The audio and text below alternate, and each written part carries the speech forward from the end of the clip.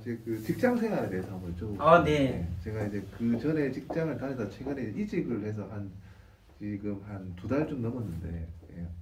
아무래도 다른 데 가보면 다 수습 기간이 있지 않습니까? 그래서 다시 적응해야 되고, 인간 관계에 대해서 좀 여쭤보고 싶은 게, 어쨌든 새롭게 다시 관계를 맺고 있게 해야 되는데, 당연히 관계하는 데 있어서도 잘 되는 부분이 있고 또 잘 안 되는 부분이 또 있습니다. 그래서 인간관계를 어떻게 하면 좀 슬기롭게 잘 발전을 시키고, 앞으로 이 사람들하고 어쨌든 회사에서 만났으면 그게 계속 봐야 될 사람들이니까 어떻게 하면 좀 더 내가 지혜롭게 슬기롭게 이게 좀 관계를 좀 만들어 나갈 수 있는지.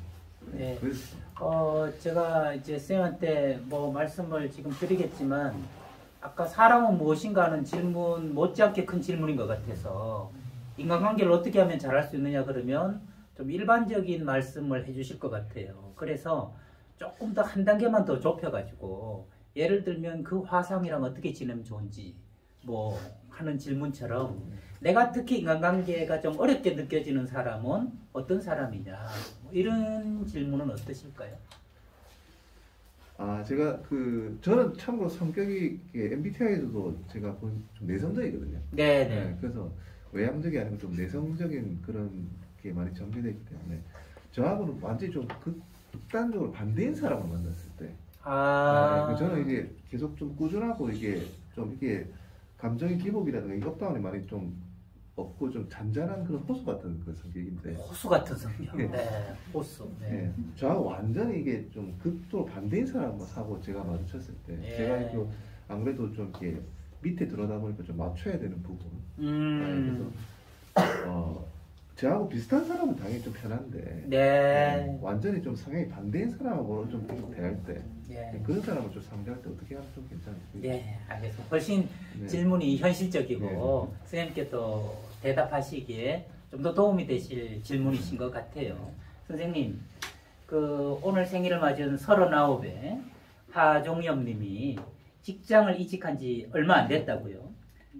직장에 이동. 이직, 다른 직장으로 와서. 근데 이제 일에 대한 고민보다는 인간관계에 대한 고민이 있는데, 어떤 인간관계가 좀 고민이 되냐 그랬더니, 본인이 호수처럼 잔잔하고 지속적인 평화로운 그런 내성적인 사람이라고요.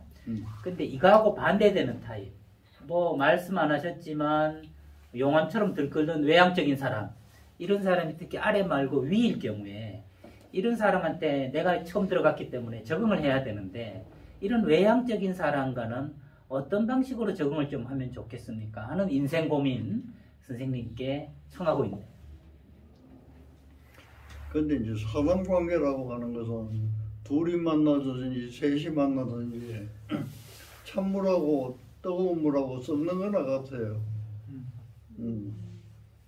내가 뜨겁다면 상대방은 찬물을, 그 두 사람이 같은 직장에 살자면 섞어가지고 살아야지. 이거 하나 주장이 안 된단 말이에요. 그리고 또 내가 오너가 아니잖아요. 그 이제 상사가 그런 사람이 있다고 하더라도 그걸 이제 생각하기 나름이라고 나는 생각해요. 나한테 훈련시키는 좋은 선생님이 있구나. 내가 이제 지내놓고 보니까 그 대학교 때 이게 뭐라고 할까, 성격이 안 맞는 교수님이 한 분 계셨어요. 내가 이제 학급 대표를 하는데 그 선생님을 가르치기는 참 잘 가르쳐요. 나도 그 선생님을 존중하고 따랐던 사람이, 그때는 이제 독일서 모두 공부하고 그래도 이제 영어로 이제 바꿔야 되니까 영어 연수를 이제 교수들 많이 보냈어요. 그 연수 갔다 와가지고 사람이 완전히 또 바뀐 거예요. 또 뭐냐면 의사는 서비스 하는 사람이니까 단정해야 된다. 틀린 말은 아니죠. 가기 전에는 예를 들면 단정하게 이래 댕기면 말이지, 학생이 그 단정하게 이가 공부할 시간도 없는데 언제 이거 다 이래 뭐라고 그러던 사람이 180도 달라져서 온 거예요.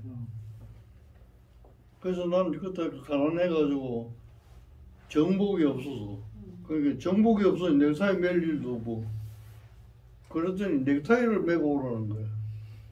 그 작업복 물들여가지고 입고 다니는데 넥타이가 그래가지고 없어서 못 매는데 선생님은 나를 오해하신 거예요. 저항한다고. 그래서 내가 더군다나 학급 대표고. 그래가지고 이 다툼이 생겨가지고 말이지. 굉장히 힘들었어요. 힘드는데 내가 싸워서 이겼어. 교수님을. 이겼는데 지내놓고 지금 생각하니까 졌어. 왜 그러냐면 그분의 좋은 점만 내가 배우면 되는 거지 말이지. 그분 성격까지 바꿔가면서 내가 그럴 필요가 없었는 거라. 이게 내가 어릴 때라서. 그 지금 생각하면 그분을 잘하기 위해서 그분이 갖고 있는 장점만 내가 얻고 다른 거는 무슨 인격 교육하는 데도 아니니까 그것만 얻으면 되는 거예요. 이제 그런 생각을 조금 바꾸면 어떨지 모르겠어. 내한테 안 맞는다 이거지. 내한테 안 맞는 걸 상사를 바꾸려고 하면 되겠어. 그러니까 이런 사람도 어떻게 대하라는 걸 가르쳐 줄 사람이 나한테 맞구나. 그렇게 생각하면 될 것 같아. 근데 이제 그 현대 엔지니어링에 사장하던 내 친구가 하나 있어요. 그래서 돌아가셨는데 나한테 와가지고 상담을 해. 자기 직원 하나 때문에 말이지 이 신기해서 해가지고 도저히면 그 무슨 직원인데 그러게 이게 자기 생각하고 책상에 앉으면 좀 반듯하게 앉아가지고 이래 사물을 보고 이래야 되는데 말이지 책상에서 다리를 이렇게 걸쳐놓고 그래 일한다는 거예요. 맞질 않는 거예요. 그걸 불러가지고 주의를 시켜도 안 듣는데 지 맘대로 올려놓고. 그래서 내가 그 사람을 그 버릇을 고치는 게 중요할까? 그 사람 일은 잘하나 하니까 일은 아주 똑부러지게 한대요. 외국 사람이야. 미국 사람을 초청했네. 그러면 회사에서 일 잘해가지고 회사에 좋은데 들어가면 되지. 지발인데 뭐 책상에 올려놓든지 뭐 의자에 올려놓든지 뭐 네가 간섭할 거 뭐 있냐고. 그 사람 보기에는 네가 반듯하게 앉아가지고 저 답답해서 왜 앉아있나 그거 고민하고 있을 거라고 내가 그랬어. 그 말은 상대방을 존중하면 돼. 존중할 것까지는 없어. 인정하면 돼. 저 사람은 바로 올려놓지만은 일 하나는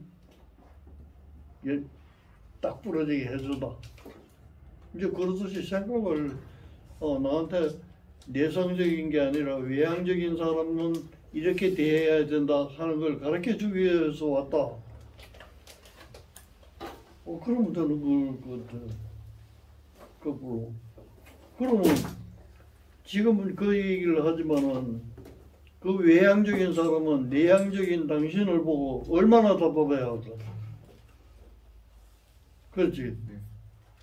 그러니까 내가 아주 성장해서 오너가 되고 뭐 지도자가 되고 이럴 때까지는 그것저것 다 공부해야 돼. 그 제일 어리석은 게 뭐냐면 사표 써가지고 이게 넣고 다니는 사람. 자기 성격이 안 맞다고 사표 내는 거예요. 그거 배우려고 그 회사에 들어갔는데 그래서 그걸 거꾸로 한번 생각해봐요.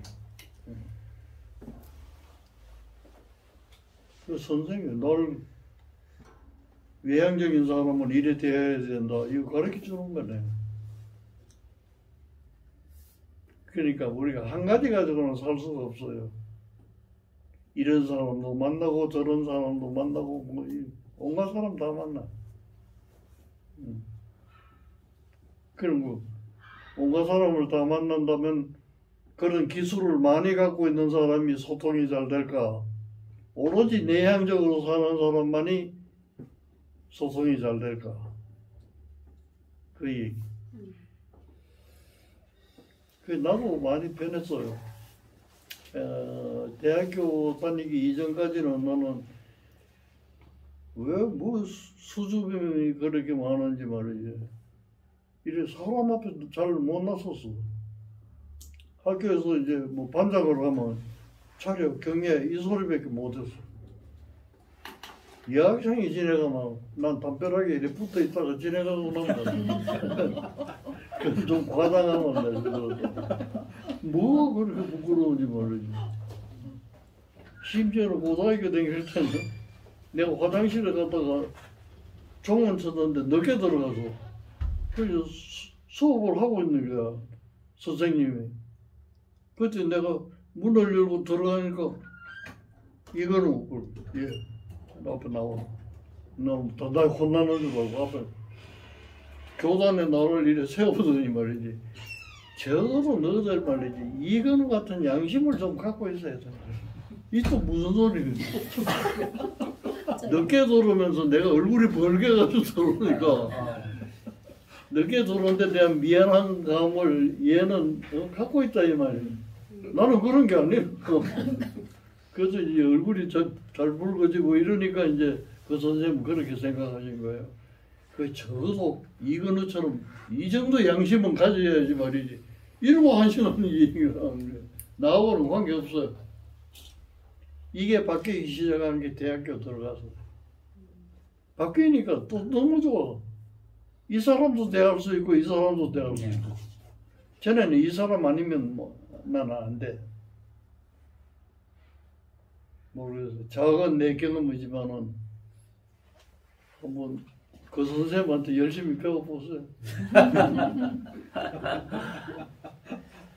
네, 그 선생님께서 이제 찬물과 뜨거운 물이 만나서 섞이는 것과 같다. 그런 말씀을 해주시면서 내 앞에 나타나는 마음에 안 드는 모든 사람은 내가 배워야 될 스승일 수 있다. 이런 아주 지혜로운 말씀을 해주셨잖아요. 저는 거기다가 이제 하나를 더 보태서 말씀을 조금 드리고 싶어요. 너무 뜨거운 물이 들어오면 이 찬물이 놀라지 않겠어요? 놀랍니다. 그렇죠. 선생님 이게 조금 뜨겁고 좀 내가 차다면 이게 섞이는데 큰 무리가 없지만 이게 너무 뜨거울 때는 활짝 놀랄 수밖에 없는 게 사람인 것 같아요. 저는 어떤 말씀을 선생님 말씀에 좀 보태고 싶으냐 하면 우리는 과연 모든 사람과 인간관계를 잘해야 되는가? 그걸 묻고 싶어요. 제 얘기는 모든 사람과 잘할 필요가 없고 잘할 수 없는 사람도 있다는 얘기를 하고 싶어요. 때로는 인간 같지 않은 인간이 있거든. 인간 말종 같은 인간이 있거든. 어떻게 저 인간이 저럴 수가. 그리고 그 인간은 또 변하지 않고. 그런 사람과도 내가 잘 지내야 되는가? 저는 아니라고 생각합니다. 인간 말종하고 잘 지낸다면 나도 인간 말종이란 소리예요. 이거 못 지내는 게 잘 지내는 것보다 낫다는 거죠. 그러니까 내가 관계하기 어려운 사람을 만나면 제일 먼저 이렇게 봐야 될 것 같아요. 이게 말종인가 아니면은 견딜 만한 인간인가 하는 걸 봐서 견딜 만한 인간이다 할 때는 선생님 말씀해 주신 것처럼 뭔가 이렇게 배우는 것도 있고 좀 섞이는 것도 해야 되지만 말종인데 내가 거기 모멸감을 느끼면서까지 거기 맞출 필요는 없다. 저는 그런 생각이 들고 그런 인간을 볼 때 가져야 되는 마음을 저는 말씀드리고 싶은데 너는 너대로 나는 나대로 그 마음이 필요한 것 같아요. 그래서 그 사람의 어떤 나한테 치명적 영향을 주는 안 좋은 것까지 이해하려고 노력하지 마라. 그래서 제가 해드리고 싶은 말씀은 제가 만들어내고도 좋아하는 말인데 나는 저 인간을 이해할 수도 없고 이해할 필요도 없다. 이해하려고 하기 때문에 품으려고 하기 때문에 내가 에너지를 쓰고 내가 괴로운 거거든요. 나는 저 인간을 이해할 수도 없고 이해할 필요도 없다. 이해하는데 에너지를 쓸 만큼 저 인간 가치 있지도 않고 내가 그렇게 가치 없지도 않다. 그런 마음으로 지내는 게 특히 직장 생활은 저도 이제 저는 교수 생활만 했기 때문에 교수 생활에서도 희한한 인간들이 있는데 직장은 오죽할까 싶고 교수들끼리 하는 말이 있어요. 인격 가지고 교수 뽑은 거 아니잖아요. 그냥 박사학위 가지고 뽑은 거지. 공부한 그 논문 가지고 뽑은 거지. 얼마나 인간적으로 괜찮은 걸 보고 뽑은 게 아니잖아요. 교수도 그런데 일반 직장 오죽하겠어요. 온갖 개차반들도 다 있을 거고 어떻게 저런 게 부장되고 과장되고 차장이고 저런 인간이 저런 이기적이고 있을 때 너무 거기 잘 맞춰서 관계를 하려고 애쓰지 마라. 저는 그 말씀을 조금 드리고 싶고 이해하려고 애쓰지 말고 이해할 필요도 없다. 그런 좀 대참 마음도 현실적으로 직장 생활할 때는 필요하지 않을까. 그래서 그 사람을 바꿀 수도 없지만 바뀔 거라고 아예 생각도 하지 말고 너는 그런 사람이구나. 나는 이런 사람이고 대신에 너한테 이런 건 배운다. 그런 마음도 필요하지 않을까. 그게 이제 너무 뜨거운 물, 또 미지근하게 뜨거운 물을 대할 때 투 트랙으로 가야 되지 않나. 그런 말씀을 좀 보태고 싶어요. 네. 근데 그거는 이제 기준이잖아. 네네네. 응? 그 기준을 얘기하자면 내가 감당할 수준. 아, 네네. 그게 중요해. 감당하지도 못하면서 말이지. 이건 선생 만나도 하고 뭐 계속 그러면 내가 망가지는 거예요. 그러니까 자기 자신의 강도를 생각해야 돼. 내 자신이 갖고 있는 성격적인 강도, 이걸 감당할 수준이 있는가? 감당할 수준까지는 내가 조금 고통스럽더라도 감당을 하셔야 돼. 근데 이거 감당했다면 내가 깔려 죽겠다. 지금 이서훈 선생 하는 얘기는 그거예요. 그거까지 내가 선생으로 모실 필요는 없는 거예요. 그냥 사교적으로 뭐 만나면 인사나 하고 그러면 되는 거지. 그래서 내 경험에 의하면 내가 젊을 때 굉장히 오만했을 때가 있었어. 지금 생각하면 학생들을 가르치면서 내가 출석부를 불러본 적이 없어요. 출석을 누가 왔나 안 나왔나 이걸 무슨 생각이냐면 내 강의 안 들으면 네가 손해봐. 이게 얼마나 건방진 생각이에요. 그 다음에 직원을 뽑을 때도 내가 관여해서 뽑은 건 없어요. 뽑아주면 내가 누구하고 그것도 굉장한 오만이에요. 어떤 사람을 나한테 보내더라도 나는 할 수 있다 이 생각을 가졌어.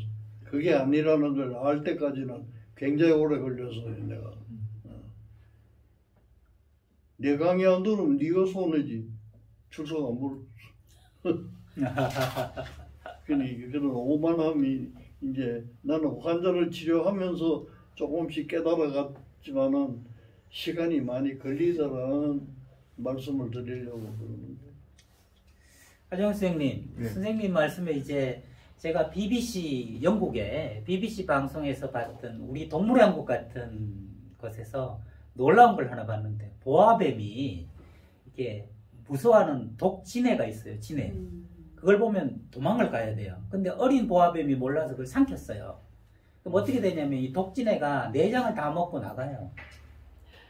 그러니까 뱀이 죽어버리는 거예요. 그러니까 본능적으로 무서워해야 되는데 얘는 모르니까 그걸 삼켰다가 지가 죽어버리는 거예요. 뱀이.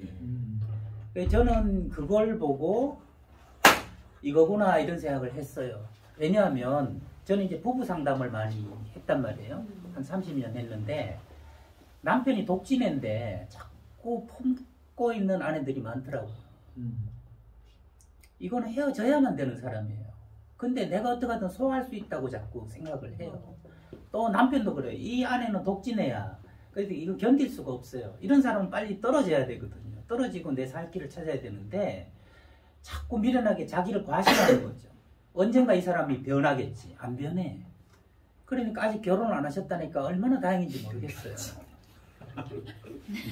그러니까 결혼을 하실 때 이게 독진인지 아닌지부터 제일 먼저 보셔야 된다. 그래서 내가 선생님 말씀대로 감당할 수 없는 사람이라면 사랑을 과신하지 말고 내 능력을 과신하지 말고 피해야 된다.